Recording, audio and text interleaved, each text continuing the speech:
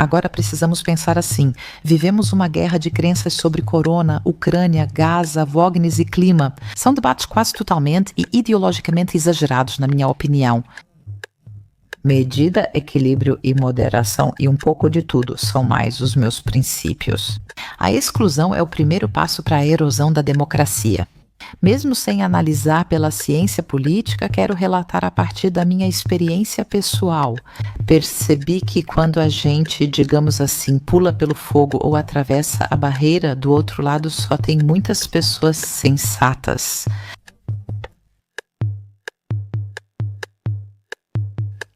Sim, que bom nos encontrarmos pessoalmente, professor Gero. Também estou feliz. Tivemos o prazer de fazer um Zoom há algumas semanas e a conversa teve uma repercussão incrível. Já foi acessada mais de 1 milhão de vezes. O vídeo principal e os clipes que editei sobre isso. E o que é ainda mais notável foi o feedback da comunidade. Foram ao todo 5.000 comentários e quase todos elogiaram você. Raramente vi algo tão intenso. E eu gostaria de ler alguns para você. Você está pronto? Mulher interessante e inteligente, pensadora clara. Continue assim. Obrigado, Sra. Gero. Você expressa publicamente o que preocupa muitas pessoas. O último passo para sair da fábrica de consenso é muito arriscado. Você tem mais apoiadores do que imagina. Prezada Sra. Gero, continue firme. Você é essencial. Obrigado por esclarecer e pelo espírito independente. Alta inteligência analítica, excelente eloquência, notável atratividade. A Sra. Gero poderia facilmente passar por um protótipo de mulher dos sonhos.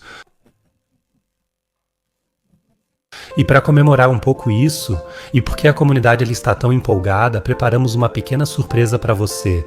Obrigado e felicidades pelo seu aniversário de 60 anos há 4 semanas. E muito, muito obrigado por seguir em frente com tanta determinação e entusiasmo. E por, no final das contas, dar voz àqueles que não têm voz lá fora. Você é necessário. E por isso eu gostaria de agradecer, em primeiro lugar, em nome do Meet Your Mentor, em nome da comunidade. Isso aqui é uma vela de faísca, você acende ela. Na última entrevista, uma citação se destacou e foi repetida. Não lutar contra o velho, mas focar no novo e criar seu próprio caminho. Por isso, agora vamos acender essa vela de faísca e deixar a antiga versão do Gero para trás. Sim, estamos realmente queimando muita coisa do velho mundo agora. Hoje é um dia especial. Conversamos em 5 de novembro, dia da eleição dos Estados Unidos da América. Vamos aguardar o resultado do outro lado do Atlântico esta noite ou de madrugada. Então, com o velho mundo, sim, né, o mundo dos blocos, o mundo da OTAN, o mundo da União Europeia, acho que estamos realmente em um momento de ruptura. E talvez seja bom deixar algumas coisas para trás e construir algo novo. Espero que a gente fale sobre isso. Posso comentar algo que pensei sobre isso? Por favor. Primeiro, Hegel, claro, algo antigo precisa morrer para que algo novo possa surgir, mas também há... Joseph Schumpeter é um economista do início do século XIX, e foi ele quem cunhou o termo destruição criativa. Então, isso é um pouco parecido com o que o Sr. Hegel disse. Algo precisa morrer para que algo novo possa surgir. Na verdade, é um ciclo da natureza. Sim, então, até na natureza sempre é preciso que algo seja usado, primeiro, por assim dizer, para que novos brotos possam surgir. Acho que foi isso que o Sr. Hegel quis dizer também. Aliás, isso também pode ser encontrado em todos os filósofos da natureza, como Schelling ou Goethe, da era do romantismo, e claro, também está presente na filosofia indiana. Sim, então, a deusa Vinca, ou o deus Vinca, é, por assim dizer, a divindade destruidora que traz o novo à tona. Sim, só me veio à mente agora. Então, só para deixar claro que não queremos ser destrutivas. Isso é muito importante para mim. Sim, então, só para que ninguém diga que estamos queimando um velho mundo. Talvez só precisamos entender que há um processo, ou também uma ruptura ou um movimento contemporâneo em direção a algo novo. E eu realmente acredito que muitas pessoas sentem isso. E se for assim, então de fato. Vou dar mais uma olhada aqui em um pequeno bilhete. Então agora precisamos de um novo modo de pensar, sim, para que não fiquemos mais presos ao antigo. Essa é a citação a que você se referiu. Esse novo modo de pensar não é sobre meu desenvolvimento, mas sobre o desenvolvimento do próprio pensamento. E talvez realmente seja preciso direcionar isso sim. E essa seria a tarefa do momento, do nosso tempo, sim. Então, nesse sentido, é realmente interessante. Conversei com sua colega ou assistente, Suzana, e Suzana disse, nada de couve rábano ou algo verde. Aí ela sai correndo. E foi por isso que, no final das contas, eu decidi por um cheesecake. Essa foi a história anterior. Ah, sim, então eu já vou comentar também sobre o que você disse. Mas é verdade mesmo que eu, sei lá, na verdade, não sou tão saudável assim. Tipo, saudável no sentido de sempre me preocupar com o que eu como. Não precisa ser sempre orgânico ou salada. Na verdade, eu gosto de comer doces e, por exemplo, eu realmente gosto de comer pratos antigos. Tudo que é cozido por muito tempo, como portefeuille, paella, purê de batatas, sabe? E eu percebo, claro, que essas coisas, ou charutos de repolho, ou simplesmente coisas como sopa de lentilha que ficam tanto tempo numa panela, sim. Ou a comida indiana que... Dal, por exemplo, sim, pratos de dal. É só minha associação com couve rábano. Em Berlim, você precisa perguntar 2 ou 3 vezes.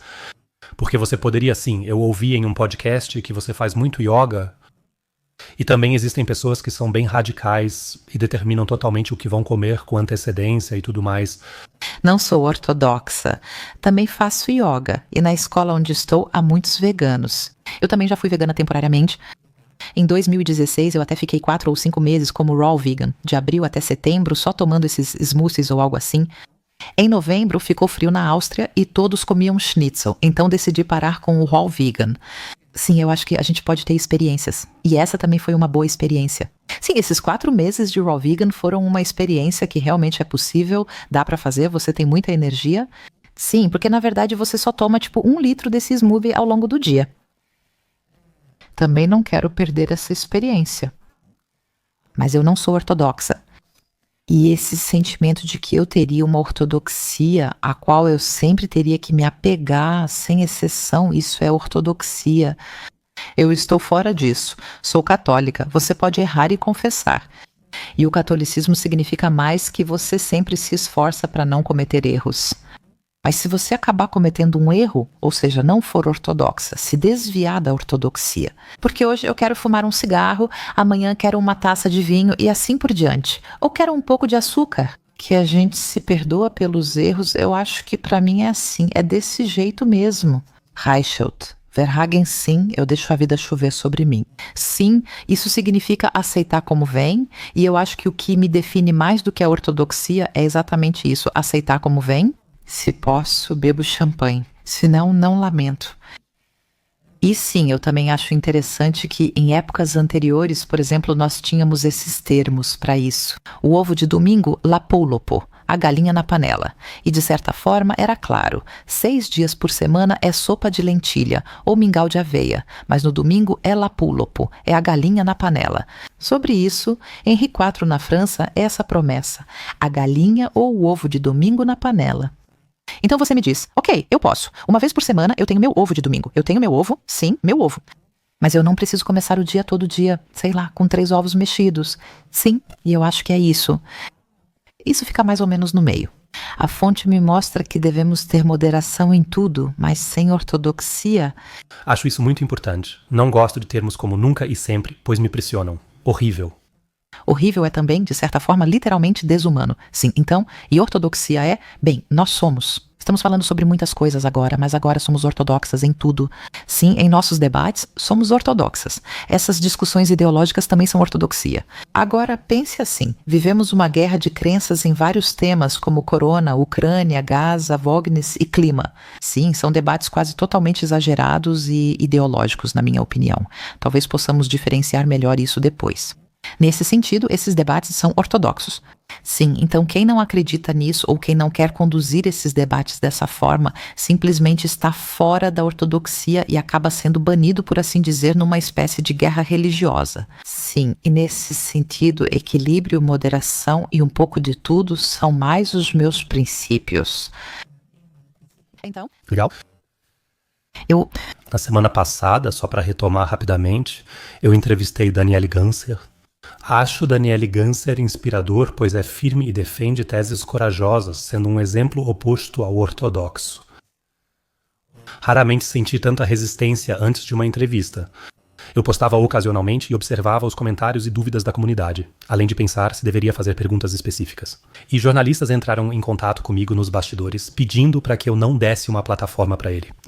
Conhecidos disseram que achavam isso muito problemático, que eu estaria dando espaço para uma pessoa assim que seria altamente manipuladora e muito inteligente, e não dá para realmente confrontá-lo. Achei horrível ter convidado ele de alguma forma. Teve um videomaker que não aceitou o trabalho porque sabia que eu pretendia entrevistar Danielle Ganser. E aí eu tive um tempo intermediário. Por que você não quer ser ligado a Danielle Ganser? E aí veio a resposta seca. Eu li a Wikipédia dele e lá está escrito teórico da conspiração, e eu simplesmente não quero de alguma forma envolver minha carreira com esse tipo de coisa. Então foi culpa por associação. E eu achei que os métodos da fábrica de consenso realmente têm efeito em algum lugar, porque existem pessoas que leem teórico da conspiração, que leem mídia alternativa. Não se discute mais o argumento, só se olha para esses termos. E aí se afastam e julgam a pessoa antes. Já falei disso em vários vídeos, fábrica de consenso e também o discurso livre de dominação de Habermas. Concordo com você. Além disso, qual tipo de fonte é na Wikipédia? Sim, então a Wikipédia é supostamente uma fonte onde você deve descobrir o que precisa saber sobre alguém. Sim, mas talvez não seja verdade. Não leio minha página na Wikipédia há uns 2 anos porque não quero saber o que está escrito lá. Posso supor que há coisas sobre mim lá que, se eu visse, perguntaria: vocês me consultaram? Então, isso é claro que é uma forma de enquadramento e claro que também é um instrumento de poder. E nesse sentido é um instrumento de dominação dizer, então, que os termos são instrumentos de dominação, isso já é o mais importante. O próprio termo teoria da conspiração, na verdade, eu diria basicamente meio idiota, né? Porque conspiração é aquilo que antigamente na ciência, né, a gente chamava de hipótese. Eu tenho uma hipótese de trabalho, eu tenho uma suposição de que as coisas poderiam ser diferentes. Sim, e eu tenho uma suspeita, e é legítimo ter suspeitas. Se você integra uma equipe de homicídios e alguém aponta com certeza o assassino, dizendo que ele tinha o melhor motivo, geralmente é isso mesmo. Todo investigador criminal sabe disso, que a gente diz, bom, aquele que eu não suspeito em primeira mão, né, de qualquer forma, então. A equipe de homicídios investiga em todas as direções e muitas vezes acaba se revelando que aquele que foi suspeito imediatamente nem é o assassino. Sim, é isso mesmo. Só para dizer que o termo suposição, o termo hipótese, foi retirado do discurso e o termo teoria da conspiração foi colocado no lugar. E isso é um instrumento de dominação, assim como o negacionista da Covid ou o pacifista de Araque são definições criadas para desacreditar as pessoas, para que se saiba desde o início. Com essa pacifista de Araque eu não converso, ou com essa negacionista da Covid eu não converso. E esses termos são instrumentos de dominação estabelecidos. E eu acho que a gente realmente precisa mergulhar por baixo disso, sabe? Acho que a tarefa é justamente mergulhar por baixo. Você mencionou a barreira de proteção e a culpa por contato? Bom, nisso eu pude ganhar muita experiência nos últimos 2 anos, e a experiência que eu tive foi que quando a gente realmente se dispõe a isso, então realmente no sentido humanista ou cristão, simplesmente encontrar a pessoa, olhar nos olhos dela e apertar sua mão. Sim, aí algo acontece. O apelo a todos só pode ser: atravessem a barreira de fogo, sim, e percebam que ela não queima. Então, além do fato de que agora talvez possamos discutir cientificamente sobre política que barreiras de fogo são contraintuitivas para uma democracia, sim, ou seja, a exclusão é o primeiro passo para a erosão da democracia. Mesmo que eu não considere isso agora, quero analisar pela ciência política, apenas relatando minha experiência pessoal. Nos últimos 2, 3 anos, muita coisa mudou para mim e eu passei a ver muitas coisas de uma forma diferente. E também fui excluída e acabei sendo culpada por associação. E também tenho uma entrada ruim na Wikipédia. Então percebi que quando a gente, digamos assim, passa, digamos, pelo fogo ou atravessa a barreira de fogo. Do outro lado, há simplesmente muitas pessoas sensatas, e quando você conversa com elas e aperta a mão delas, é exatamente isso que acontece, que você... Ah, então, sobre você estava escrito isso e aquilo no jornal, mas você é totalmente diferente. Na verdade, você tem olhos bonitos, na verdade você fala coisas bem sensatas. Ah, então aquilo que estava escrito sobre você no jornal talvez não seja verdade. Ah, entendi. Por que tantas pessoas se impressionam com isso? Sim, eu acho isso muito importante, porque especialmente agora, nessa época tão atomizada, em que essa situação do coronavírus nos afastou tanto uns dos outros, e onde a gente percebe a realidade, em grande parte, só pelo Zoom, TikTok e telas, isso se torna ainda mais importante. Por um lado, pular novamente da realidade digital para a realidade analógica e, então, digamos, mentalmente atravessar todos esses conceitos de barreira, culpa por associação e enquadramentos, ou seja, realmente dar esse salto, que a gente saia dali e diga, essa barreira é uma ilusão e eu vou atravessar, vou te dar a mão. Sim, e no final das contas, se você for humanista, ou então, seja lá como for, religiosa, só pode constatar isso. Todos nascem livres e iguais em dignidade e direitos. Isso significa que voltamos a um critério totalmente humano para julgar o outro. E o julgamento do outro não é: você é culpada por associação populista ou outra coisa? É negra, mulher? São esses outros enquadramentos. Sim, você é diversa? E porque você é diversa, você é boa? Ou você é queer? E porque você é queer, você é boa? Mas se você não é queer, você não é boa. Mas que a gente simplesmente volte a se lembrar de critérios como decência, honestidade e humanidade. E isso todo mundo pode experimentar no contato interpessoal. Então, na verdade, a gente deveria entrar em uma, digamos, nova era. Também falamos sobre rupturas. O que está acontecendo neste momento? Eu acho que precisamos voltar em um nível bem básico a julgar o outro pelo que ele faz, pelo que ele diz e pelo que ele faz, e não pelo que é contado sobre ele. Ah, Daniele Ganser, te chamam de teórico da conspiração e culpam por associação, mas mesmo assim você ouve. Foi isso que fizeram. Obrigada por isso. E conspiração é um termo usado pelos outros, talvez para dominar. Sim, é fundamental evitar esse termo. Além disso, se quisermos analisar de forma um pouco irônica, até você, meu filho Brutus, foi a primeira conspiração mundial com César. Traduzindo, que por trás de uma chamada conspiração, se a gente fosse traduzir, ou seja, que por trás de certos acontecimentos históricos existem atores, pessoas e motivos. O que mais seria a história, então? Acreditamos mesmo que a história surge do nada? Achamos que a guerra na Ucrânia simplesmente aconteceu? E de repente as pessoas pensaram, agora vamos fazer uma guerra? Ou será que ainda podemos supor que por trás de uma guerra existe um planejamento, uma preparação, motivos, interesses e atores envolvidos? E se analisarmos tudo isso de forma bem racional, nós somos os atores, nós somos os alvos, nós somos os motivos e assim por diante. Então, ninguém pode mais falar em conspiração, ou ninguém que fale como eu. Quero entender Putin, pois tanto para buscar a paz quanto para enfrentá-lo em guerra, é importante compreendê-lo melhor. Clausewitz disse, entenda seu inimigo, mas para fazer a paz, preciso entender Putin. Então ninguém pode dizer que a Giro é uma teórica da conspiração só porque ela apresenta uma narrativa russa. Só isso já mostra de novo como ficamos presos ao instrumento de dominação, a narrativa russa. Eu quero entender, por um lado, com empatia, por outro, de forma analítica, e em terceiro lugar, racionalmente. Quem é esse senhor Putin? Preciso agora vê-lo como Hitler, acreditar que quer conquistar toda a Europa até Portugal?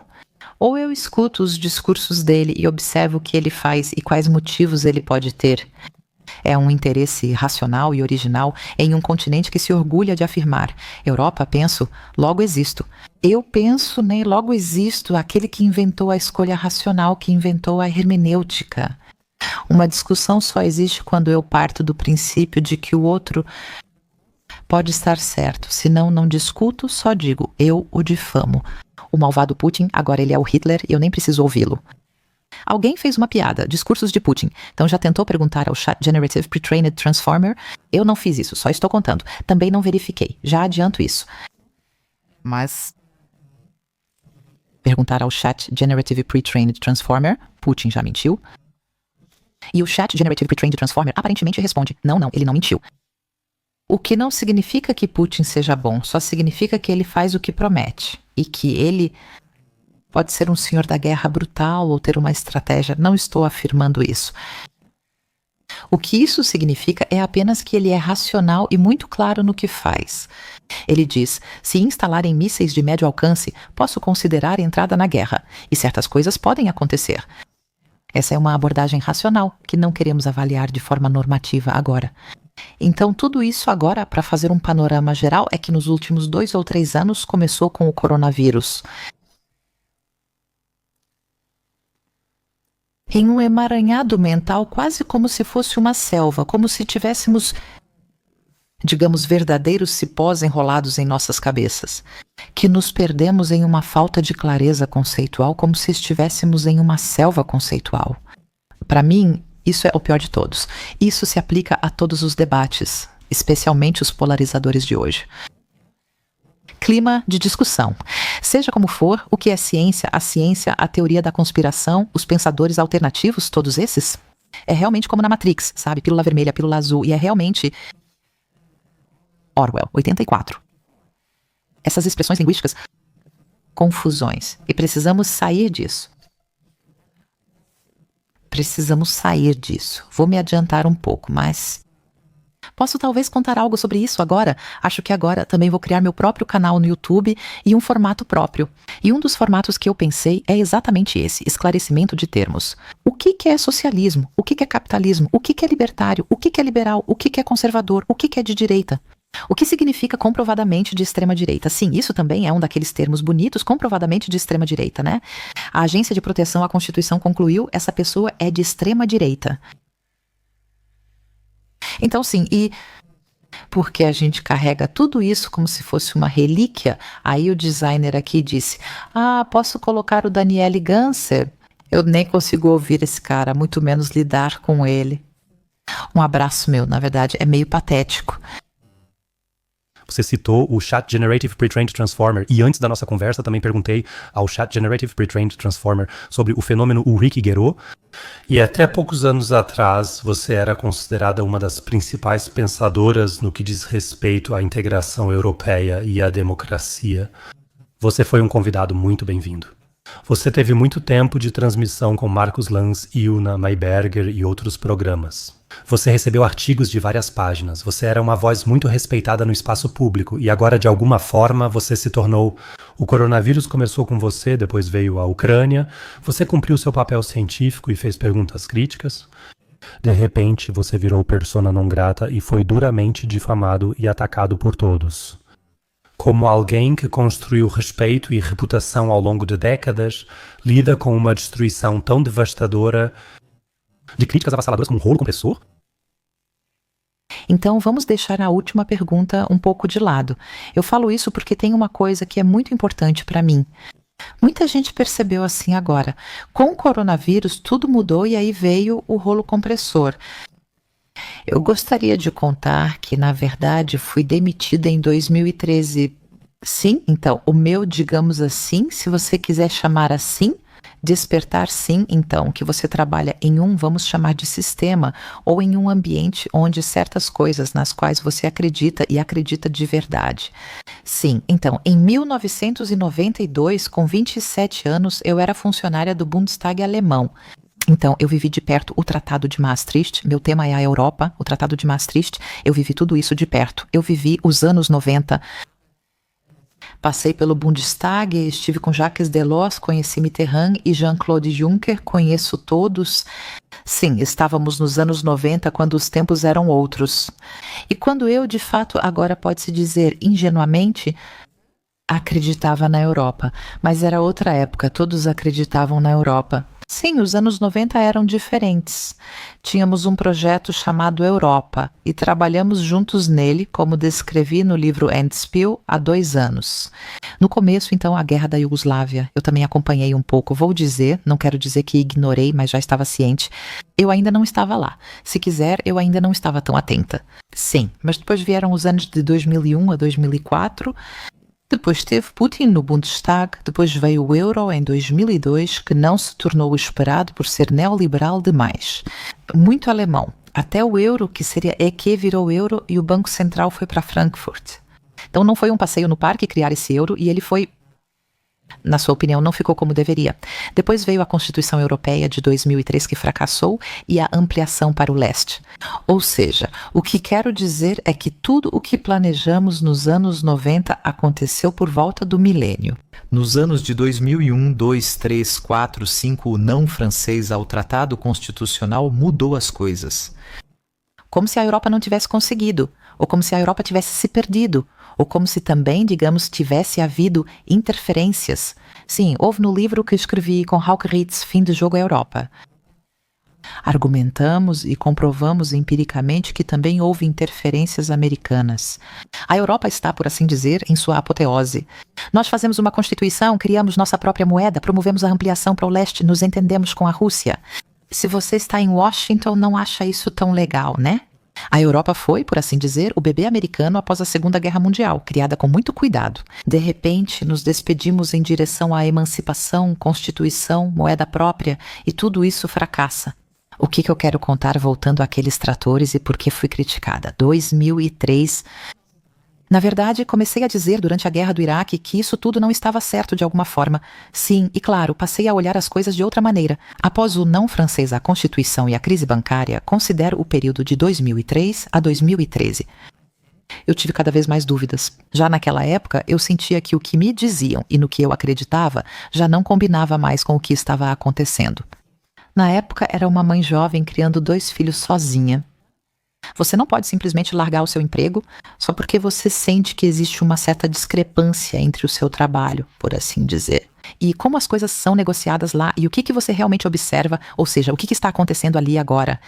Então, por exemplo, em 2003 a Europa foi dividida entre Nova e Velha Europa por causa da guerra do Iraque. E os europeus do leste, agora alinhados com Washington, Schröder e Chirac disseram: calma com essa guerra do Iraque, não estou convencida. Lembra disso, né?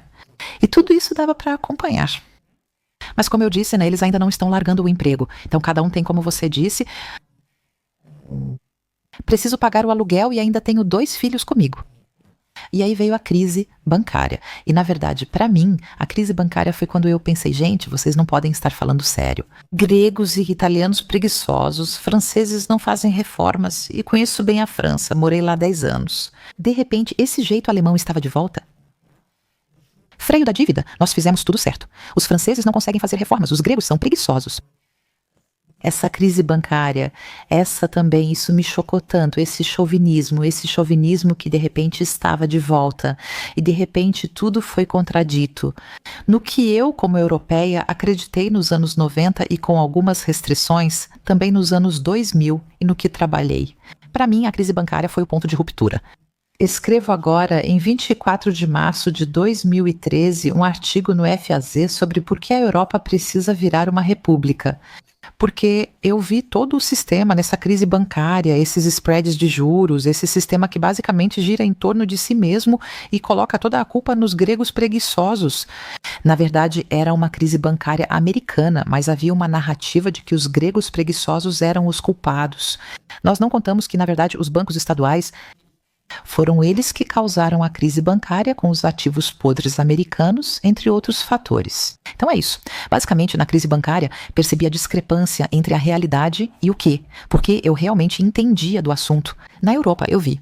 Escrevi esse artigo em março de 24, que já estava na internet naquela época. Bem interessante na época também eram os comentários. Os comentários que eu me lembro eram: vá cru para a guilhotina. E você tomou dietilamida do ácido lisérgico quando escreveu isso? Sim, porque a ideia era tão maluca. A AfD tinha acabado de ser fundada. Todo mundo dizia: Dexit, precisamos sair do euro. Escrevi o artigo contrário, dizendo: não, precisamos democratizar a Europa, ela deve virar uma república. 2013, isso. E nesse 24 de março eu ainda pude escrever isso na FAZ, Frankfurter Allgemeine Sonntagszeitung. Sim, depois disso tive meu primeiro shitstorm, como diríamos hoje. Em 2013 ainda não estava tão acostumada com isso. Sim, 2 meses depois fui demitida pelo Conselho Europeu de Relações Exteriores. Esse era, por assim dizer, o think tank onde eu trabalhava.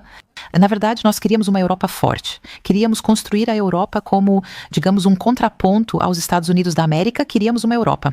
Estado de Direito, boa governança, tudo isso era importante para nós. Eu queria o Serviço Europeu de Ação Externa. Sim, isso mesmo. E em julho eu fui demitida. E no verão de 2013 fiquei realmente desempregada pela primeira vez. Então, de certa forma, eu tenho um déjà vu, porque basicamente o que aconteceu comigo agora em 2022 já tinha acontecido comigo em 2013. Ninguém percebeu porque eu não era conhecida, foi numa comunidade específica e ninguém se interessou, vamos ser sinceras. Sim, a crise bancária foi discutida no Handelsblatt, sim, a Ligia Müller não se interessou por isso, então foi assim. E então eu realmente fiquei 3 anos desempregada, e nesses 3 anos... O que eu fiz basicamente foi que a União Europeia desconstruí e falei, pessoal, isso não funciona assim, é um déficit democrático, entre outros pontos. E então, nesse período, eu fundei o Laboratório Europeu de Democracia, ou seja, o Laboratório para a Democracia Europeia. Era exatamente isso que faltava. A Europa não é democrática. Com o chicote alemão, mostramos qualquer coisa aos gregos. Nesses anos, eu tinha 2 seguros de vida que acabei resgatando, porque finanças são assim. Meus filhos já tinham saído de casa, graças a Deus. Em 2013, então, eu resgatei meu seguro de vida. E fundei esse Laboratório Europeu de Democracia. E olhando da perspectiva de hoje, eu diria que foi a melhor época da minha vida. Eu já tinha tido a experiência de, ao escrever um livro, me posicionar completamente contra a corrente dominante e dizer: União Europeia não, a Europa precisa ser diferente. Você é excluída e por 3 anos fica assim. Com os próprios seguros de vida, se não levar na brincadeira, fica desagradável. É isso. E se você for persistente, você consegue voltar. E, na verdade, essa é minha maior esperança, conseguir novamente. Com o coronavírus, fui excluída pela 2ª vez. Sim, por causa do livro sobre o coronavírus, Quem Cala, Consente. Curiosamente, está sendo traduzido para o italiano e já foi para o húngaro. Então, nesse sentido, talvez o livro não seja tão bobo assim. E sobre o coronavírus, só para encerrar esse assunto rapidamente, bom, qualquer pessoa que esteja atenta já entendeu claramente o que aconteceu ali. No caso do RKI, só posso dizer que basta dar uma olhada na internet. Mas a narrativa está sendo desmontada como narrativa. Então, hoje nós já sabemos... Estatisticamente, a AfD sim, quem ultrapassa a barreira há poucos dias. A audiência no Bundestag com vários cientistas foi realizada. Qualquer um pode assistir. Dados do Instituto Federal de Estatística. Não houve excesso de mortalidade em 2020 e após. Se mantivermos a racionalidade e a análise, precisamos observar qual foi essa narrativa. Vou seguir em frente. De qualquer forma, foi por causa desse livro sobre o corona que as pessoas começaram a me procurar. Muitas pessoas só passaram a me notar por causa desse livro sobre o corona. Sim, mas na verdade o corona foi um livro meio fora da curva para mim. Trabalho com integração europeia. Eu simplesmente não conseguia mais suportar ver aquilo, sabe? E aí logo depois do corona eu agi rapidamente. E agora vamos falar sobre o trator. Esse livro que escrevi, Fim de Jogo Europa, eu escrevi em outubro de 22, também foi um best-seller. Escrevi 2 best-sellers em 1 ano, mas o livro Fim de Jogo saiu em 24 de outubro de 2022. E uma semana depois, a Universidade de Bonn se distanciou publicamente de mim. Com uma declaração assim, embora nessa declaração, de forma astuta, meu nome nem aparecesse, mas todo mundo já sabia que a Universidade de Bonn estava se referindo a mim, porque em 6 jornais nacionais, como Süddeutsche, FAZ e outros, isso foi relacionado a mim, então todo mundo sabia assim. Mas não é comum que universidades se distanciem de alguém, especialmente de seus próprios professores, só porque eles escrevem um livro. Sim, quer dizer, não é função da universidade. Eu também não escrevo meus livros a mando da universidade, eu os escrevo como professora em nome da liberdade científica. E eu não os escrevo, por assim dizer, a mando ou em nome da universidade. Sim, isso é realmente muito importante. Nesse sentido, isso já é muito interessante. Caso interessante e relativamente único na história das universidades alemãs. Então, e depois começou aquilo que você acabou de chamar de trator, foi aí que tudo começou. Isso não foi nada bonito. Posso citar 2 coisas que talvez esclareçam o contexto. Um dos contextos é que no começo de agosto eu realmente fui alertada sobre isso por um bom amigo que, vou dizer, tem ligação com os serviços, sim, que me convidou para um café e disse: Ulrike, você precisa começar a tomar cuidado com você mesma. Perguntei, por quê? Não tenho cargo, mandato, dinheiro ou poder. Por que deveria me cuidar? Sim, o livro sobre o corona e agora chega o Endspiel, já anunciado. Sobre o que é o livro Endspiel. Eu acabei de falar sobre a República Europeia, e esse foi um livro cujo foco central é dizer que o sistema institucional da União Europeia precisa mudar, assim não dá, ele precisa se tornar democrático. O livro Endspiel, na verdade o segundo sobre a Europa, apresenta a tese central que argumento. Nas atuais estruturas transatlânticas, a Europa não pode se emancipar. A Europa deve se emancipar ou corre o risco de uma natoização da União Europeia e, devido à guerra na Ucrânia, o continente será dividido. Trabalhei com o mapa mais antigo da Europa, de 1534. Ali está a bela Europa, deitada na horizontal. E a cabeça é a Espanha, que quase cai no Atlântico e tem uma coroa. É interessante, pois há dois braços. Uma vez é a Itália, outra é o Reino Unido, a França é o peito, a Alemanha é o coração. E aí tem a Europa.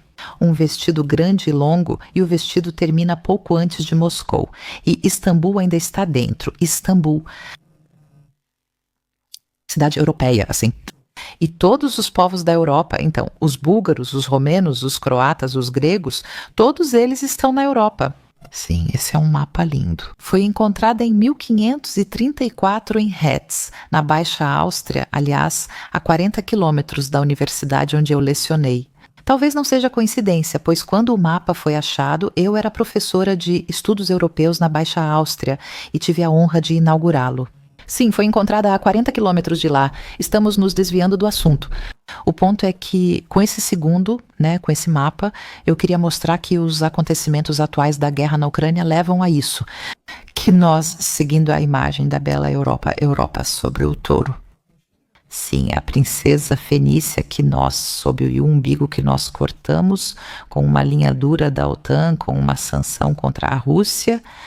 Mas no mapa, essa Europa está com os pés firmes em solo russo, ou seja, ela está no continente euroasiático. Então, no livro, para manter a imagem, eu argumentei, se você cortar a Europa aqui, nenhum tronco sobrevive, então o tronco cai no Atlântico. Afundamos e precisamos mudar de direção. Sim, isso significa que precisamos reconsiderar o que já refletimos.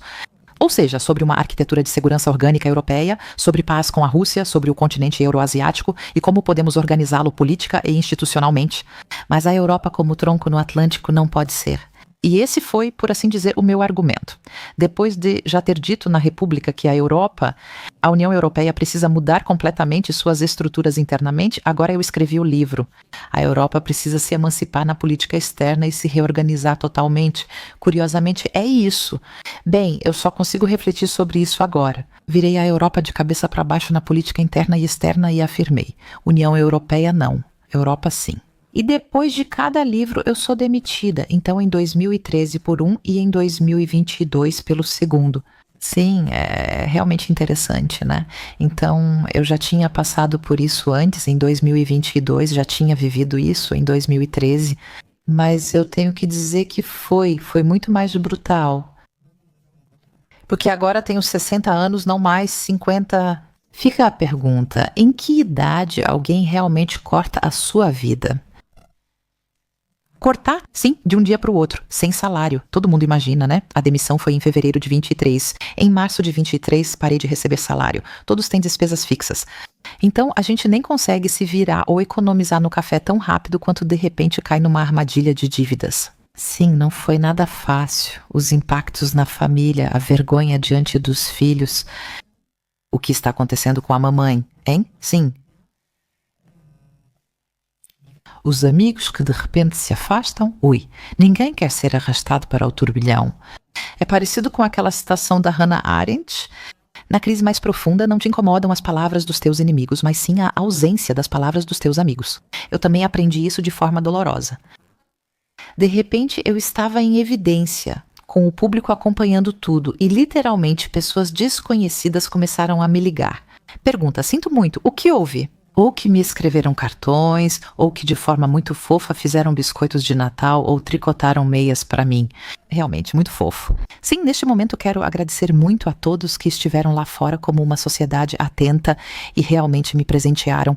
Sim, com presentes, meias tricotadas à mão, biscoitos de Natal, mas antes precisei entender tudo aquilo. O que está acontecendo aqui? Sou excluída do sistema, demitida, sem dinheiro, amigos se afastam, filhos e eu ficamos confusos. Penso, o que está acontecendo? Eu só escrevi um livro. Sim, e agora veio a demissão. Isso a gente precisa contar agora.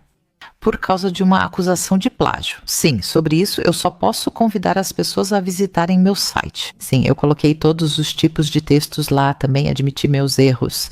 Eu criei um site informativo agora, onde qualquer um pode ver que tipo de erros são esses. Então, repito aquela frase católica: quem não tem pecado, que atire a primeira pedra. Mas as duas passagens decisivas sobre as quais se trata, eu mesma vi em 2016 nesse livro da República. Eu mesma pedi desculpas às pessoas que foram afetadas.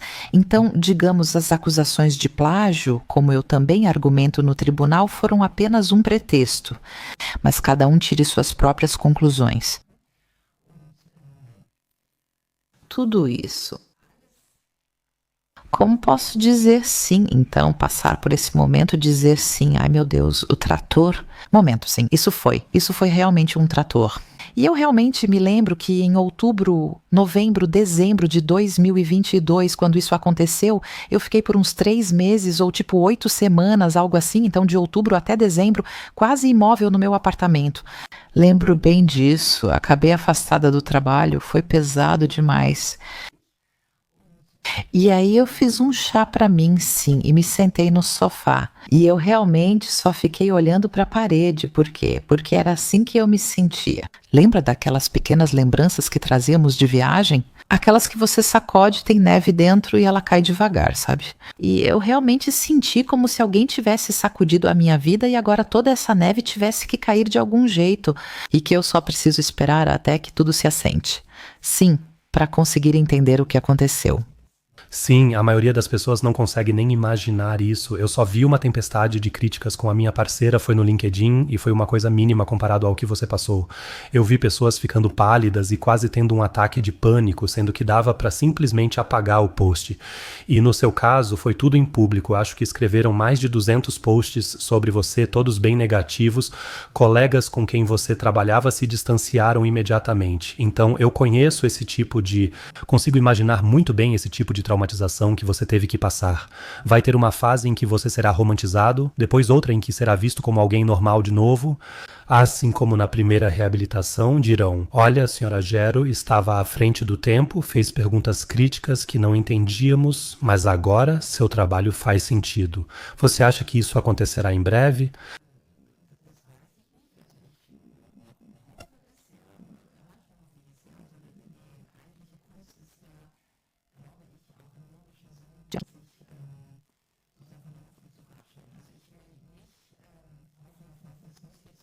Consigo imaginar muito bem a traumatização que aconteceu ali.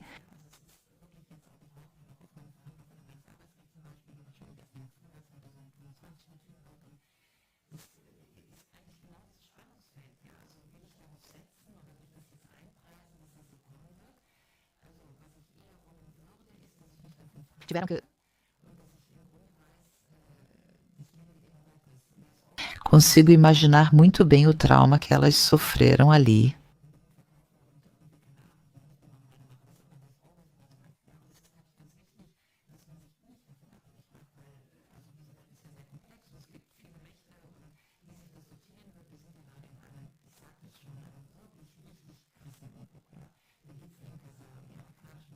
Tudo o que acontece agora está rangendo em toda a estrutura. Eu realmente só posso recomendar aqui o livro de Emanuel Todd, O Declínio do Ocidente. Encontrei-o há 2 semanas na Feira do Livro em Frankfurt e gravei um vídeo com Emanuel Todd em francês. As legendas estão prontas e serão lançadas em breve pela West End. Por favor, que todos ouçam isso, então quem não quiser ler o livro pode talvez assistir ao meu vídeo com Todd. Mas o que o Todd faz ali, também analisando estatisticamente o chamado niilismo americano e desconstruindo em quais sistemas frágeis e instáveis estamos, que todos estão apenas de pés sobre pés de barro. Sim, seja a União Europeia, Estados Unidos da América ou guerras, é assim mesmo. Esse é um momento da história.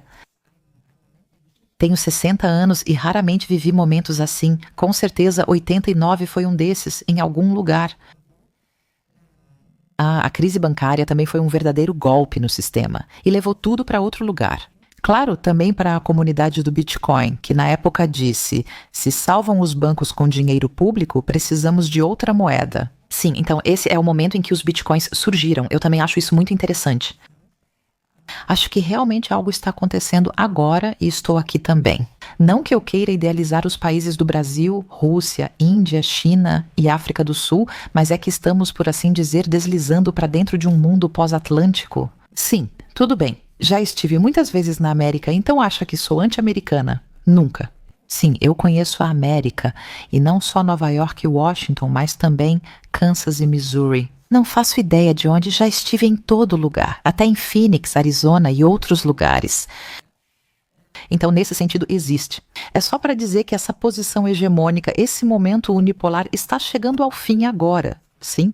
E a pergunta é, e nisso o Todd é muito bom, a pergunta é basicamente como o poder dos Estados Unidos da América, que estava nessa posição hegemônica, vai lidar com o fato de que agora está sendo retirado desse poder hegemônico para um mundo multipolar, que nós estamos moldando. Aliás, isso também é dito pelo Daniele Ganser, sim, com quem eu também. Só uma dica, no Spotify tenho também o European Citizens Radio, que é só podcast sem vídeos. Lá conversei com o Daniele. Ficou engraçado, porque lá ele é o Senhor Otan e eu a Madame Briggs. Sim, ficou meio assim. Na verdade, discutimos qual é a questão atual para a Europa. Então, quando dizemos que estamos entrando em um mundo pós-atlântico, minha pergunta é, ou pós-atlântico? Briggs, mundo multipolar? Essa é minha dúvida como especialista em estudos europeus. Qual que é o papel da Europa no mundo multipolar? Ela quer se posicionar nesse cenário? Sim ou não? Sim, ela pode se posicionar, quer se emancipar, qual papel ela quer assumir? Ela quer se basear em sua civilização, ou seja, também em sua história intelectual, em suas ideias? Muitos acham que somos o Ocidente, mas ele é uma estrutura híbrida, composta por coisas como Starbucks e Hollywood. Isso não tem nada a ver com a cultura europeia. Sim, a cultura europeia é Chabrol, é Pasolini, é café italiano e não Starbucks e assim por diante. Reconhecer que a civilização europeia não é a mesma que a cultura ocidental já seria muito importante. Sim, e esse é, por assim dizer, o meu trabalho. Agora, curiosamente, você está perguntando sobre o meu trabalho científico? Sim, eu me pergunto, claro que é um trabalho científico. Por exemplo, tive um projeto de pesquisa na última universidade sobre o papel das regiões na Europa, onde realizamos pesquisas bastante empíricas. Nós fomos para a Bélgica Oriental, para a Andaluzia e para a Baviera, e perguntamos aos deputados estaduais. Me diga, como você gostaria de ser representado na Europa? Analisamos empiricamente a participação regional na governança da União Europeia, confira em www.regiopal. A União Europeia foi um projeto de pesquisa de milhões de euros, então eu também já fiz pesquisa, sim. Mas a República Europeia é um projeto teórico e um projeto normativo. A questão é, queremos uma Europa democrática? Se sim, com quais conceitos defini-la? O conceito de cidadã, o conceito de cidade, o conceito de dignidade, o conceito de república, o conceito de... Isso não é, por assim dizer, ciência no sentido de números e fatos, certo? Mas sim uma formulação teórica e normativa de ideias. Quando olhamos para este continente, pensamos, como queremos moldá-lo? Podemos moldá-lo com nossos conceitos teóricos de democracia de forma diferente do que com essa governança da União Europeia, talvez seja isso. E já que estamos falando de todas essas dicas, mas ainda antes do Natal, entreguei antes de pegar o metrô para vir até vocês. Mas muitos talvez conheçam esse texto sobre crianças com a teoria do coração infantil. Sim, você conhece isso. Não, Mackinder Halford. Mackinder era um britânico, geógrafo britânico, que fez um discurso em 1904 no Reino Unido. Ela se chama a chamada teoria do Heartland, e essa teoria do Heartland diz, na verdade, vista do poder marítimo do Reino Unido. Esse continente eurasiático tem, por assim dizer, no seu centro, uma faixa de terra, mais ou menos onde hoje fica a Ucrânia. Sim, ali a terra é mais fértil, como na Crimeia, Odessa, etc. Precisamos alcançar o poder mundial, esse é o subtítulo. Precisamos ter acesso a essa faixa da massa terrestre eurasiana, porque quem tiver acesso a ela vai governar o mundo. Então, esse texto, que agora é do Ocidente, quer dizer, um texto antiquado de 1904, outra época, outra geografia, é isso. Mas esse texto de discurso antigo, de 30 páginas, agora devo escrever um novo prefácio para ele. E eu acabei de entregar o prefácio antes de vir aqui falar com vocês. Isso deve ser publicado pela West End antes do Natal. Conto isso porque você pode traçar uma linha vermelha, como tentei no meu prefácio, entre a teoria do Heartland e os eventos na Ucrânia. É como se isso se concretizasse. Que agora, de repente, quando dizemos que o Império Britânico se transferiu para Washington, porque eles, digamos, não conseguiram sozinhos, e agora está acontecendo o acesso exatamente a esse pedaço de massa de terra. Sim, então, eu acho que o texto é muito atual, pelo menos tentei, no meu prefácio, contextualizá-lo de forma atual. Mas agora já nos afastamos novamente do trator e da reabilitação. Talvez eu só diga, foi difícil. Foi realmente difícil. Mas eu também precisei. Acho que talvez ainda possa chegar ao ponto. Então, o momento em que estou falando com você agora é realmente agora, aqui com o bolo que você colocou para mim. Acho que por um ano Como posso dizer? Acho que fiquei traumatizada e um pouco em choque. E o interessante é que você só percebe isso quando acaba. Você só percebe quando acaba. Neste verão de 24, tive um verão maravilhoso. Eu estava na França, na montanha, e desci sim da montanha. E eu mesma tive meio que a sensação de que parecia diferente. Sim, tipo que eu saí de um modo de crise, sabe? De um modo de crise. Então, dizem os psicólogos, quando tiram sua existência, que era reconhecimento financeiro, família, esposa. Aos 60 tudo se foi. É a colheita perdida da vida. Você precisa imaginar isso. Fui ou quis ir para a Universidade de Bonn. Talvez ainda volte. Porque eu não deveria ser apenas professora, mas também porque se trata da direção de um instituto para a Europa. Sim, então CERC, Sandra Ernst e Roberto Curzius. Deveria ser criado um Instituto de Estudos Europeus na Universidade de Bonn, uma universidade de excelência. Eu deveria liderar isso como co-diretora e estava ansiosa por isso. Sim, então. E agora o engraçado é que no site dessa Universidade de Bonn está até escrito CERC, com esse instituto deveria, ou a tarefa desse instituto é, além das suposições paradigmáticas do século XX, pensar o papel da Europa no mundo para o século XX e XXI, algo assim mesmo. Então pensei, no livro Endspiel foi exatamente isso que fiz. Na verdade, eu só tentei atender à expectativa de repensar a Europa além das suposições paradigmáticas do século XX. E então, justamente por causa desse livro, sob pretextos. E, na minha opinião, isso ainda vai ser decidido pelo tribunal. Ser expulsa da universidade é, claro, um choque duplo. Também é, em primeiro lugar, um choque intelectual. Porque você pensa, se eu fizer exatamente isso, ou seja, pensar de forma inovadora, de alguma forma não dá certo. Ou pelo menos não na universidade. Mas foi exatamente isso que aconteceu com o Daniele Ganser também. E, nesse sentido, talvez essa seja simplesmente a quinta essência. Você pode até pensar, mas então precisa se responsabilizar pelo seu pensamento. Sem espaço. Tirar de Hannah Arendt essa liberdade. E provavelmente isso não é possível no sistema acadêmico ou universitário. Pensar de forma nova, mas esse pensamento deve se formar externamente e ali se fortalecer. Sim, e provavelmente só então pode... Universidade? Então, eu acho, mas esse é, acredito, né, o caminho. Tem que dar a volta por fora, crescer, amadurecer, e então vai acontecer. Espero que aí possa se consolidar ou seguir em frente.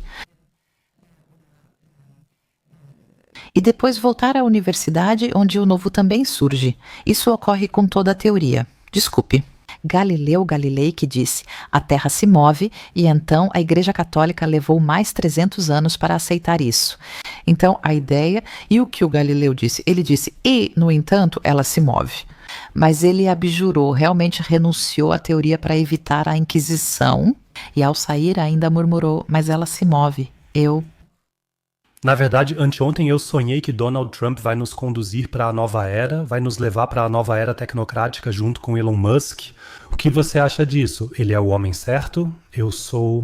Não sou americana, não voto lá. Então, só posso me interessar por coisas que, como europeia, me afetariam se Trump fizesse X ou Y. Para mim, basicamente, são 4 coisas. A primeira é a Ucrânia, Isso realmente apareceu na conversa que o Orbán teve com o Gerhard Schröder e com o Roger Köppel da Weltwoche, que acabou de ser publicada. Aparentemente, Orbán falou ao telefone com Trump. Houve uma ligação em que Trump aparentemente disse algo. Se ele fosse eleito, acabaria com a guerra na Ucrânia muito rapidamente. Digamos que ele faça isso. Então seria...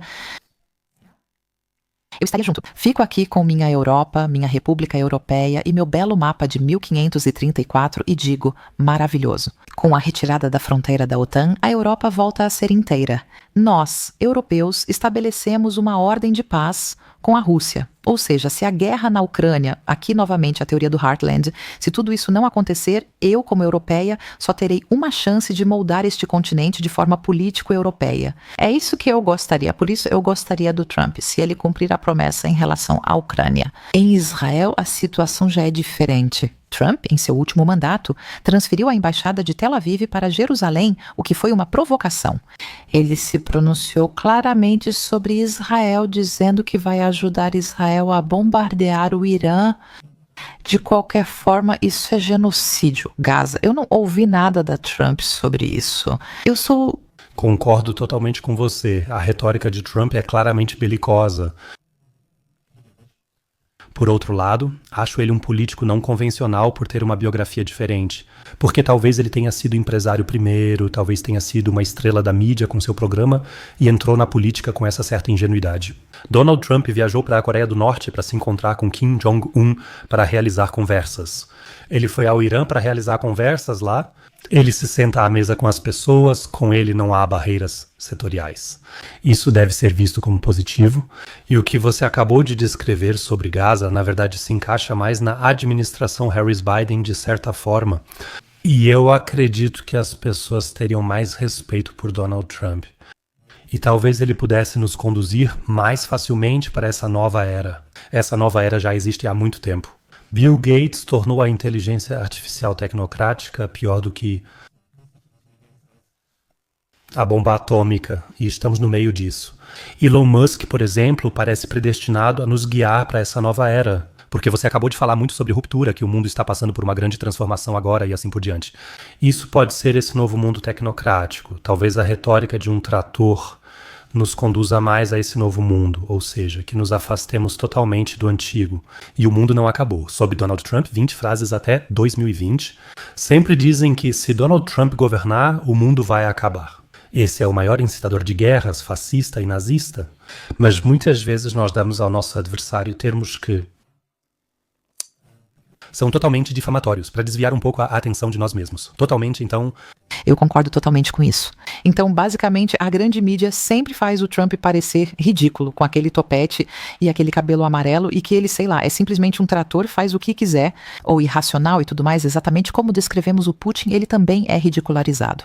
Chamam de irracional, como se fosse um rótulo, dizem pessoas irracionais, mas o Putin nem é irracional. Afinal, Trump é irracional mesmo, ou só está atuando? É uma questão, né? Sempre achamos irracional, mas talvez ele seja mais racional do que pensamos. E talvez seja só uma grande encenação, e ele realmente tenha esse jeito de trator, que ele usa isso como um jogo. Então, essas são todas questões, né? Podemos conversar sobre isso. Concordo totalmente com você. Acho que hoje de manhã também postei de novo no Facebook. Casas de apostas. Pesquisas são uma coisa. Casas de apostas, claramente a favor do Trump. Então, se houver também um mapa... Esses mapas eleitorais de institutos e pesquisadores dos Estados Unidos da América claramente favorecem o Trump. Então, só a narrativa de que agora temos uma eleição apertada aparentemente não é verdadeira. Aparentemente, a vantagem do Trump nas casas de apostas e entre outros institutos de pesquisa, ou seja, plataformas independentes, é muito maior do que está sendo relatado aqui na televisão. E eu também não queria falar mal do Trump, só queria dizer rifles, migração, aborto, Irã, Ucrânia e mais 2 outros temas que são importantes. Aqui, história do Bitcoin, tipo bolha tecnológica e, claro, a parte econômica.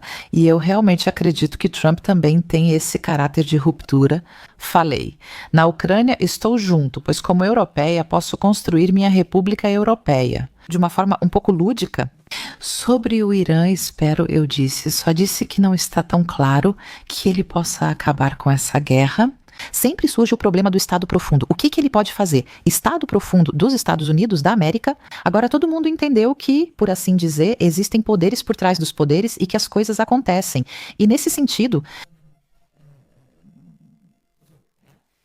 no caso de Israel, a questão é: tomara que Trump consiga acabar com essa guerra? Será que ele consegue? Os israelenses não querem que isso continue. E só podemos esperar que o governo dos Estados Unidos da América volte a algo como Camp David. E que, veja só, Arafat foi primeiro considerado terrorista e depois ganhou o prêmio Nobel. Ou seja, que encontremos uma solução para o complexo envolvendo Hezbollah, Gaza, Irã e Líbano. Pajer, então, é realmente terrível o que está acontecendo lá. Eu tive uma vez Christophe Stoffer, ele é um amigo francês meu, um historiador nos anos 90 em Paris. Em francês, a frase sempre é Troy. Histórias que dominam o mundo sobre o Congresso americano, as disputas alemãs e a questão israelita. 3 coisas determinam, por assim dizer, os acontecimentos mundiais: a questão israelita, as disputas alemãs, ou seja, as brigas entre alemães. E o Congresso americano, achei engraçado na época, lembrei disso agora. Ucrânia, Israel, Irã, já falamos sobre isso. Vamos olhar para essa bolha tecnológica, as vans do Elon Musk. Para ser sincera, não entendo muito disso, tem outros nerds que sabem bem mais. Mas o que eu acho interessante, e talvez como dica para quem não conhece, Adam Tooze é um amigo meu. O professor de economia da Colômbia, Adam Tooze, tem um Substack, e eu sempre leio. É em inglês e traduzido para chinês. Tem milhões de seguidores, cara incrível e super inteligente. Adam Tooze publicou recentemente um artigo exatamente sobre isso no Substack. Na verdade, a eleição do Trump é a decisão sobre o Bitcoin e se o Bitcoin será aceito como moeda de reserva pelo Fed. Não sou alguém que já entrou profundamente na bolha do Bitcoin. Acho que entendi. É um dinheiro independente dos bancos centrais, ou seja, descentralizado e sem estruturas de poder. Justamente por isso surgiu como uma reação à crise bancária, e assim por diante. É um instrumento dos cidadãos, um dinheiro livre e não inflacionário, que não pode financiar guerras devido ao seu limite. Com 21 milhões de bitcoins ou algo assim, eu não estou por dentro dos detalhes. Vance, que também está nessa bolha de tecnologia com o Peter Thiel e o Elon Musk e tal. Se eles quiserem impor isso, então seria, por assim dizer, uma entrada em um sistema descentralizado e, digamos, baseado nos cidadãos, democrático, igualitário, que já estaria, por assim dizer, um terço ancorado no Fed. Além disso, já falei sobre Kazan, essa cúpula de Kazan, com os países terceiros que agora supostamente querem uma moeda lastreada em ouro. Vamos ver se eles têm ouro suficiente. Os Estados Unidos da América têm 8 mil toneladas de ouro. Já quanto a China e outros, ninguém sabe ao certo. Mas eu suspeito que os países do Brasil, Rússia, Índia, China e África do Sul também vão apostar em uma solução cripto. Porque provavelmente não dá para pensar o resultado econômico dos países do Brasil, Rússia, Índia, China e África do Sul só em ouro. Isso seria provavelmente um avanço para, de certa forma, um novo mundo, entre aspas, fundar Roma de novo, porque no final das contas tudo depende do sistema monetário, nós sabemos disso. 1971, Bretton Woods, os americanos saem. Quais foram as consequências? Uma das consequências foi, por exemplo, o euro, porque tivemos a serpente monetária e assim por diante. Dinheiro fiduciário aqui, 100 bilhões fundos especiais, financiamento da Ucrânia. Tudo isso não vai mais funcionar, ou não vai ser tão fácil assim. E como a gente percebe isso? E Trump também me interessa nesse contexto. Eu também vi, claro, que a Kamala Harris, provavelmente depois de ler o Substack do Adam Tooze, pensou consigo mesma: preciso cuidar dessa bolha de tecnologia agora. Ela também apostou nisso e nessa história do Bitcoin. E eu realmente acho isso interessante. Agora vamos para um outro ponto. Isso porque o Todd, eu já tinha falado do Todd antes, o Todd diz, e esse é realmente o principal recurso: no fundo, negociamos uma oligarquia que ninguém nomeia, contra o povo, né? O Todd trouxe dados no livro, mostrando que os americanos já não são mais uma democracia liberal, mas, no máximo, uma oligarquia liberal, né? Ele detalhou dados sobre educação e outros aspectos em números. Essa oligarquia já se despediu e essa é a tese dele, que ele, por exemplo, apresenta na conversa comigo, que vai sair em breve, quando ele diz: no fundo, oligarquia significa guerra. A oligarquia quer a guerra porque eles se valorizam, armam-se, lutam entre si, cada um quer ter mais. Mas porque os americanos, através de seus instrumentos oligárquicos, basicamente, no momento, Na verdade, controlam a riqueza mundial porque a nobreza financeira europeia deixou isso na América. Eles podem chantagear. Ou seja, Todd faz um argumento forte sobre o potencial de chantagem que vem através da gestão de ativos. Tanto as elites chinesas, sauditas e demais mantêm seu dinheiro em dólares. E ele diz, por meio dos bancos. Não importa se olhamos para o Brexit, para a Marine Le Pen ou para os chamados partidos populistas clássicos. Na verdade, temos uma divisão entre a oligarquia e o povo. É isso, a oligarquia quer guerra, mas a população alemã não, como mostram todas as pesquisas. Segundo o novo estudo da Shell, 80% dos jovens não querem ir para a guerra. Graças a Deus, ótimo, foi isso que contamos para eles durante 70 anos. Agora eles dizem, não queremos mais isso, vamos fazer diferente agora. E aí vem a narrativa de prontidão para a guerra e assim por diante. As forças armadas alemãs fazem propaganda do exército em todos os pontos de ônibus. O que quero dizer com isso é que essa história de oligarquia das pessoas é o grande tema e não está sendo discutido. A gente não conta isso assim. A gente também não fala que a inteligência artificial talvez seja um risco. Falamos muito sobre mudança climática, moradia e pessoas transgênero. Quero dizer que isso também é um instrumento de dominação. O instrumento de dominação é decidir sobre o que discutiremos e nos irritaremos, a ponto de criar inimizades. Mas os verdadeiros temas, que são os motores dos acontecimentos históricos mundiais no momento, são justamente essa questão da oligarquia, essa história dos Brasil, Rússia, Índia, China e África do Sul. América, a história da América pós-atlântica, Brasil, Rússia, Índia, China e África do Sul, por assim dizer, quem controla o dinheiro, onde o dinheiro está investido, onde eu tenho potencial de chantagem. O Bitcoin pode mudar isso, né? Acho que esses são os 3 temas, além da inteligência artificial. Que então, como você acabou de dizer, você perguntou ao chat Generative Pre-trained Transformer sobre mim, também surge a pergunta: o que a inteligência artificial recebe de alimento? Para que o chat Generative Pre-trained Transformer diga exatamente sobre mim o que todos devem dizer sobre mim? Esses são os 4 temas. E de fato concordo com você que nesses 4 temas espera-se que Trump seja realmente um avanço, algo realmente diferente. Eu também não diria que isso é isento de riscos, nem quero idealizar isso. Mas parece que de alguma forma o espírito do mundo se concentrou nisso agora. E provavelmente vamos experimentar isso com Trump em dimensões completamente diferentes do que com Kamala Harris. Você mencionou as forças oligárquicas por trás de Donald Trump. Como podemos imaginar isso? Sim, é só dar uma olhada no livro do Todd, sim, mas a questão é simplesmente entender que a maioria das pessoas no Congresso são bilionários. O Todd explica bem o controle de patrimônio, mas onde eles estão realmente estacionados? Como alguém pode chantagear pessoas? Isso é diferente. Antes, por exemplo, franceses ricos tinham pequenas contas na Suíça. Atualmente são as Ilhas de Panamá, não sei. O que ele descreve é interessante. Voltando ao fenômeno Trump, quem o elege? Então, ele não é eleito pelas mulheres. Há diferença de gênero nas eleições. Blue collar, sim, a questão é, nós já falamos sobre isso com Israel e Irã. Por causa de Gaza, ele conquista as minorias étnicas, que talvez sejam sensíveis ao que está acontecendo com a limpeza étnica em Gaza. Essa é uma pergunta importante. Sim, mas também se pode supor que algumas dessas minorias de cor, minorias, também vão para o Trump, entre os trabalhadores braçais.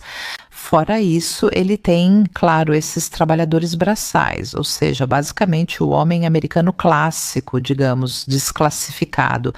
E a questão agora, claro, também olhando para a democracia que está por trás disso, em relação às forças oligárquicas. Onde o Trump realmente vai se posicionar, digamos, na política econômica, isso ainda não está claro para mim. Não entendi bem, ele já é bilionário, então a dúvida é se só trocaríamos um grupo de bilionários por outro. Hunter Biden, todo o aproveitamento pessoal da Ucrânia, tudo o que aconteceu lá. Vamos trocar uma panelinha corrupta democrática por uma corrupta de Vance, Elon Musk ou outra bolha da tecnologia? Sim. Ou será porque bem Trump?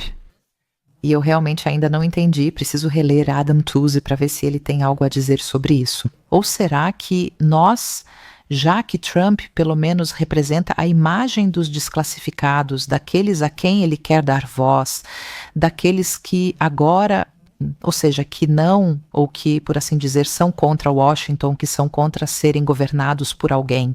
Teve também agora na internet aquela música, não estou conseguindo lembrar agora, mas aquele cara ficou lá parado assim. Pessoas do norte da Virgínia, aquela foi realmente uma música muito comovente. Aí se apresenta um cara, como a gente imagina o americano do country, ele fica lá com um violão e canta uma música, pessoas do norte da Virgínia. E com isso, claro, estavam se referindo a Washington e todo o complexo de Washington, ou seja, The Beltway. Já morei lá, conheço o Beltway, vivi na Mass Avenue, no DuPont Circle. É realmente cada prédio, por assim dizer, é lá que as coisas acontecem.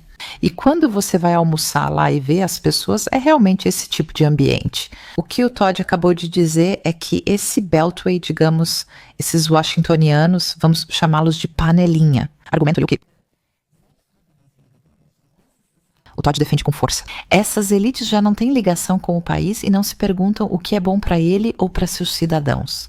E que essas elites também não têm mais responsabilidade pelo país. Ele afirma que Todd se muda em 1965 e diz, até 65. As elites que ainda tinham recursos passaram a pagar 70% ou 80% de impostos devido ao novo sistema tributário. Nós esquecemos tudo isso. Que até o início, meados dos anos 70, até o final dos anos 70, os americanos ricos pagavam quase 70%, 80% de impostos. E os ricos realmente fizeram isso, faça pelo seu país, ou, por exemplo, também mandaram seus próprios filhos para o exército. Mas hoje em dia o exército ele é privatizado, geralmente são os soldados negros que são pagos para fazer o trabalho sujo em algum lugar. A classe oligárquica super rica foi embora para algum paraíso fiscal, ou seja, esse é na verdade o conceito de democracia simulada, porque uma oligarquia liberal já não é mais uma democracia liberal. E entender isso é, por assim dizer, o problema. Na Europa, nos habituamos a ver os Estados Unidos da América como o velho papai e exemplo de democracia liberal. Eles sempre tiveram boas intenções e nos protegeram. E os números que Todd nos apresenta dizem, na verdade, os americanos em quem vocês pensam ou que vemos já não são mais aqueles em quem vocês pensam. Na Alemanha ainda nos vemos como o milagre econômico, mas isso acabou há 30 anos. Da mesma forma, os americanos também não são mais o país que pensamos.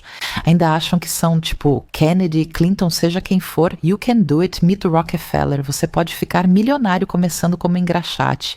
Essas histórias já foram desconstruídas. Para mim, a questão é se Trump, além da tecnologia e do fim da guerra, e o que acabamos de discutir, se ele tem uma intenção honesta, por assim dizer, de realmente reparar a democracia e sair da bolha oligárquica. E mesmo que ele tivesse essa intenção, vamos supor que ele diga, eu sou o representante da classe média branca, dos trabalhadores braçais, e que ele realmente seja. Então, uma pergunta é, ele realmente quer isso? Ou ele mesmo faz parte disso? Afinal, ele próprio é bilionário, tem dívidas enormes. Eles estão sempre tentando abrir caminho com um processo judicial atrás do outro. Ele quer isso? Ou seja, ele teria algum direito de consertar a democracia. E como ele faria isso?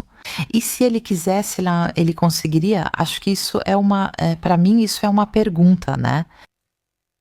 Você acabou de mencionar democracia versus controle tecnocrático. Moldar a narrativa política do futuro vai acontecer com a ajuda da inteligência artificial. É um multiplicador para os que estão no poder. Quão tendenciosa será a cobertura da mídia no futuro? Falamos sobre clima, pessoas transgênero, etc., mas não sobre os dois princípios atuais, oligarquia versus povo e controle por inteligência artificial, incluindo controle neural e por algoritmos. Isso significa, por um lado, uma matematização e, por outro, uma completa padronização dos nossos discursos. Porque quando o ChatGPT me entrega o que eu quero, isso é, claro, altamente problemático, principalmente quando às vezes eu fico deslizando no TikTok. Não se trata apenas do ChatGPT. Agora o ChatGPT faz logos, ou seja lá o que for que eles fazem. Isso realmente não poderia ser mais padronizado. Por exemplo, eu também quero criar meu próprio formato no YouTube agora e chamei de Esprit Européen, sabe? Espírito europeu. Acho que isso está faltando agora, então pedi ao ChatGPT, crie uma imagem para o espírito europeu. Recebi uma imagem totalmente absurda, onde tem de tudo. A mulher sobre o touro, então o ChatGPT já entendeu. Mulher, touro, estrelas azul de algum jeito. E a imagem parecia tão artificial que eu pensei, ainda bem, né? E aí eu perguntei para uma amiga de Neus, que pinta aquarela muito bem. Você pode pintar um logotipo pequeno para mim? Esprit Europan, ela fez um logotipo muito fofo para mim. Então, o que quero dizer é, a pergunta realmente é, o que alimentamos? E o que isso devolve? E como os discursos são padronizados? Eu diria que já estamos em 84. Temos todas as características desse romance de Orwell. O Ministério da Verdade, a distorção da linguagem. Distância é o novo perto, paz agora é algo ruim. Compreender também é ruim, pensar também é ruim, questionar algo é ruim. Ou seja, nós nos livramos das nossas estruturas de pensamento, isso é o mais importante, nós nos livramos das nossas estruturas de pensamento. Qual realidade eu percebo? Então, se agora ainda vier o óculos da Meta, se a Meta vier com esse óculos, aí o impulso para outra realidade vai ser enorme. E eu acho que é exatamente isso que está para acontecer agora. Isso está no ar e a gente vai ter que passar por isso de alguma forma. Então, eu estou super dentro. A gente não pode impedir a tecnologia de avançar, de qualquer forma. Então, fazemos dela um instrumento e a utilizamos. Mas quando falamos de internet, tecnologia, poderes de interpretação e tudo mais, se quisermos usar isso sem nos tornarmos dependentes, sem cairmos nessa dependência e também sem acreditar cegamente no que o ChatGPT me mostra ou cospe, então eu preciso de mim mesma, da minha razão, do meu instinto, do meu sentimento, do meu tato, do meu mundo, ou seja, dos meus olhos para o mundo. Ou seja, eu preciso de uma referência analógica. E quanto mais eu deslizo para o mundo digital da inteligência artificial, mais me é apresentada uma realidade que eu já não consigo mais comparar de forma analógica. E eu acho isso perigoso.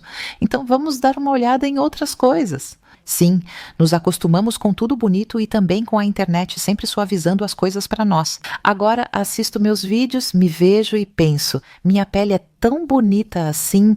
Tipo à noite no espelho tirando a maquiagem.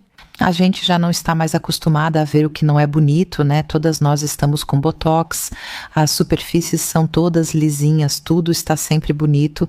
E a pergunta para mim de verdade é, como é que a gente ainda consegue viver em um mundo analógico? Onde existe sujeira, bagunça, espinhas, não sei lá, rugas e tudo mais. E com a gente, o que acontece? Temos uma ruptura, pois não conseguimos ou não queremos enxergar o mundo como ele é. Sempre precisamos de uma camada superficial. Uma camada digital que me padroniza, harmoniza e suaviza meus traços. O que está acontecendo conosco? Por que não conseguimos lidar com a realidade? Essas são questões filosóficas importantes que nós também não conseguimos responder. Mas eu acho isso realmente interessante. E isso que o Todd, como o Todd, eu aprendi muito com ele. O que o Todd diz é, estamos em um estado de niilismo absoluto, porque no fundo, principalmente nós do Ocidente, o chamado Ocidente dos valores, ou poderíamos dizer, o Ocidente do consumo, que exagerou completamente. Todos nós temos meio que uma sensação estranha, né, de que agora entendemos que assim não dá mais para continuar, ou seja, nós fracassamos completamente nisso, ou seja, em relação a nós mesmos e aos nossos verdadeiros valores, ou seja, nossos verdadeiros valores. Francisco de Assis é o voto de pobreza. Não pegar mais do que você precisa, certo? E assim por diante, e assim por diante. Então, toda essa espiral de consumo em que estamos agora, isso não tem necessariamente, por exemplo, muito a ver com os valores europeus. E Todd afirma, o niilismo atual nos faz não perceber mais a realidade e cair na irracionalidade. Caso contrário, teríamos que admitir nosso fracasso claramente, algo que nós, do Ocidente, não conseguimos fazer agora. E eu acho esse um argumento muito importante, porque Todd diz, nesse momento, corremos o risco de que a irracionalidade se torne o motor da história. A irracionalidade impulsiona a história. E isso tem a ver com o fato de que precisamos negar completamente a realidade. E nós começamos falando sobre o ChatGPT. Ou seja, a negação da realidade começa quando eu não quero mais percebê-la. Com meus sentidos, eu estou consciente. Estar consciente aqui significa que esta superfície da mesa está quente. O hormônio estimulante da tireoide, eu estou consciente. Em vez disso, eu confio em uma máquina, a qual eu digo, me mostre isso e aquilo, então a máquina mostra. E eu ainda acredito no que a máquina mostra. Olha, eu diria que não tem como ser mais lamentável para uma civilização. E é aí que está o perigo, claro, né? O que não quer dizer que eu negue que, digamos, esperamos que essa superinteligência... A dúvida é, isso é inteligência ou só um supercomputador? Então, inteligência artificial já está no próprio nome. Eu não vejo por que um computador seria inteligente. Ainda é só um supercomputador, que na maioria das vezes não é inteligente. Então, aí também temos a linguagem como instrumento de dominação, porque agora falamos de inteligência artificial, e nem sequer questionamos se essa coisa é realmente inteligente ou talvez extremamente irracional. Na minha opinião, é um supercomputador que podemos e devemos usar para várias coisas, mas que, em dúvida, não é racional. Então, todas essas coisas. E, ao que parece, não lidamos mais com isso de forma filosófica. Por isso, esses são os temas que deveríamos discutir se quisermos ter uma... Agora vou dar uma olhada aqui no meu próprio livro, se quisermos continuar sendo uma democracia, porque uma democracia não é algo mecânico. Uma democracia é a interação entre pessoas. Pessoas, por definição, não são racionalmente lógicas. Pessoas são pessoas, cometem erros, falham, ficam doentes, são isso, são aquilo. Então, com certeza, estamos na humildade diante da criação. E com certeza não somos perfeitas, certo? É aí que tudo começa. A máquina aparenta perfeição e respostas exatas, mas nós, pessoas, não somos perfeitas. Isso significa que essa interface entre pessoa e máquina é extremamente problemática para um processo democrático. Então, queremos entregar nossa democracia para a máquina e afirmar que o ChatGPT sempre terá a solução certa? Só posso dizer, olha lá, eu desisto, vou para o convento. Ou então pensamos em como conceitos centrais da construção democrática, como o cidadão, a cidade, a dignidade, o indivíduo e assim por diante, como esses conceitos podem ser preservados em um processo automatizado. Para mim, essas são questões que ainda não estão nem um pouco definidas. E como não estão, devido à atração pela máquina, especialmente as gerações mais jovens que crescem com isso. Toda criança de 3 anos tem um iPad e o usa melhor do que eu. Além disso, se isso continuar, em pouco tempo teremos gerações inteiras que não têm mais nenhuma experiência de vida analógica. Isso é muito importante. Como você daria esperança a um jovem hoje? Ele já nasce nesse mundo padronizado e só conhece o digital. Já pesquisei sobre isso. Na 8ª série, os jovens têm um consumo de celular de 10 horas fora da escola, mais as 4 horas que talvez ainda tenham de ensino digital na escola. E talvez seja uma questão de geração, porque você provavelmente ainda experimentou outro mundo lá fora, de forma tátil, de alguma maneira vivenciou isso. E como podemos encontrar um bom equilíbrio nisso? Ou melhor, como podemos dar esperança aos jovens? Na verdade, eles só conhecem o tecnocrático. A esperança é a última que morre, né? A trajetória da humanidade sempre foi guiada por esperança, sonhos e fé. Sim, isso em primeiro lugar. Isso já é tudo. Esperança, sonhos, fé.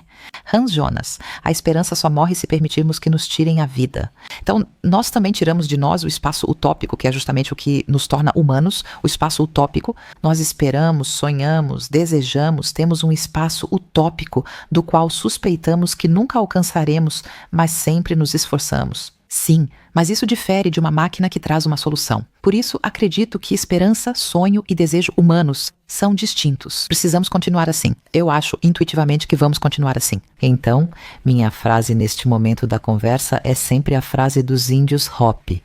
Uma vez, um chefe Hopi me disse: chefe, o mal contém em si mesmo as sementes de sua própria destruição. O mal contém em si mesmo a semente da própria destruição. Então, eu acredito que todo esse metaverso digital é complexamente mecânico. Não estou dizendo que isso vai acontecer amanhã ou que isso não seria perigoso. Não estou dizendo nada disso. Não estou dizendo que não possamos usar isso. Mas isso é, na verdade, justamente a dialética de Hegel. Quando um sistema se torna autoritário, massivo, ortodoxo e mecânico, precisamos nos encaixar nele como seres humanos. Eu confiaria que muitas pessoas perceberiam isso e não participariam. O que não significa que elas não devam usar a internet ou que não possam usá-la. Que possamos encontrar soluções para certas coisas com isso. A inteligência artificial talvez consiga fazer algum diagnóstico de saúde melhor do que algum médico que pode cometer erros. O perigo é que, ao ligar a internet, agora há inteligência artificial em todo lugar. Então, agora em todo o algoritmo, eu já consigo sentir isso. Eu ainda consigo sentir quando eu ligo agora. Então é assim que isso está sendo mostrado para mim agora. Então, a gente realmente tem a sensação de que nosso cérebro está sendo guiado como numa trilha de esqui. Ali está a trilha de esqui. É para lá que você deve ir. E a minha esperança seria realmente que as pessoas apenas sentem isso. E onde está a esperança? A esperança está em reaprendermos a sentir, e principalmente em aprendermos que sentir e intuição são o motor da existência humana, sabe?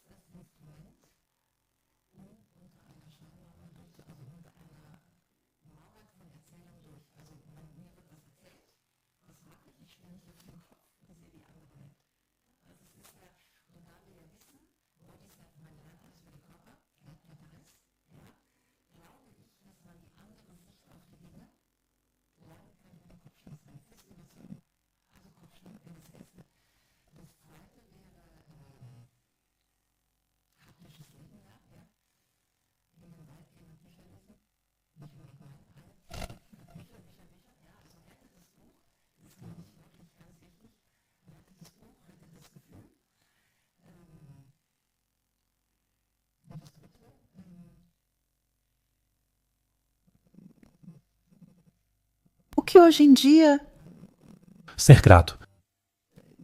Sempre humildade, gratidão e disciplina? Ainda não tivemos isso, mas já tivemos esperança, sonhos e desejos, e isso importa.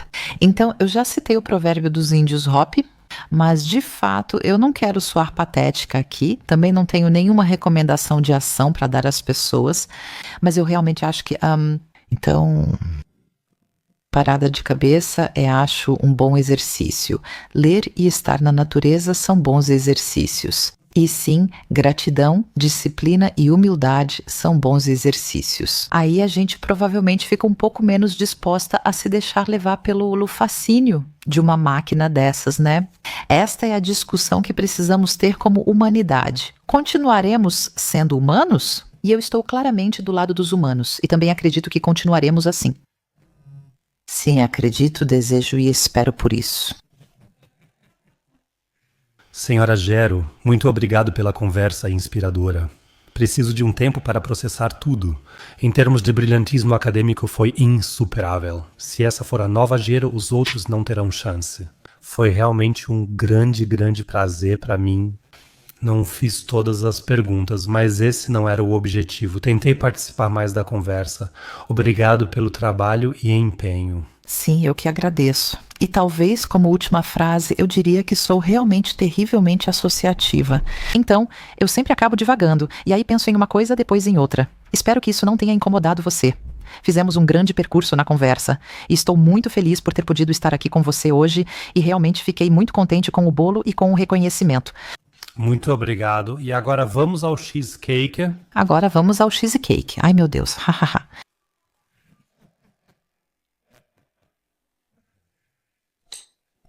Obrigado. Obrigado.